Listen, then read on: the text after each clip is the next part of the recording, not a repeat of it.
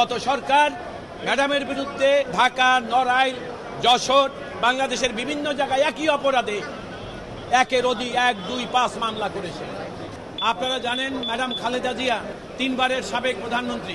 আওয়ামী লীগ সরকার যখন বিনা ভোটে রাষ্ট্র ক্ষমতা জবরদখল করেছে তখন রাষ্ট্রযন্ত্র ব্যবহার করে মিথ্যা মামলায় তাকে সাজা দিয়েছিল।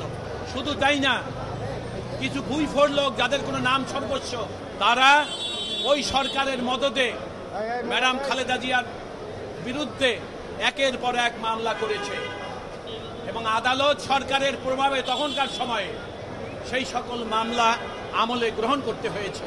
যারা বাদী ছিলেন তারা মামলা করেছেন এবং এই বাদী যারা, তারা প্রত্যেকে আওয়ামী লীগের পৃষ্ঠপোষক ছিলেন। আপনি এবি সিদ্দিক নামে একজন লোক ছিলেন, তিনি মারা গেছেন 4 বছর আগে, কিন্তু তার মামলা এখনো মরে নাই, যেটা আজকে খালাস পেলেন ম্যাডাম খালেদা জিয়া।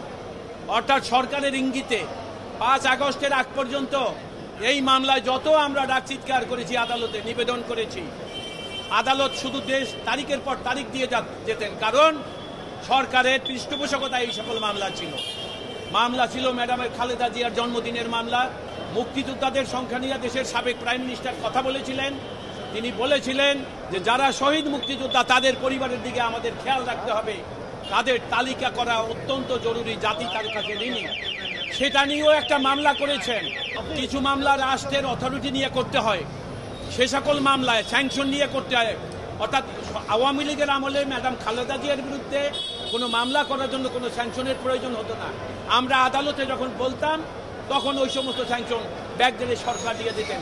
সরকারের পৃষ্ঠপোষকতা থাকতো, মামলা চলমান ছিল।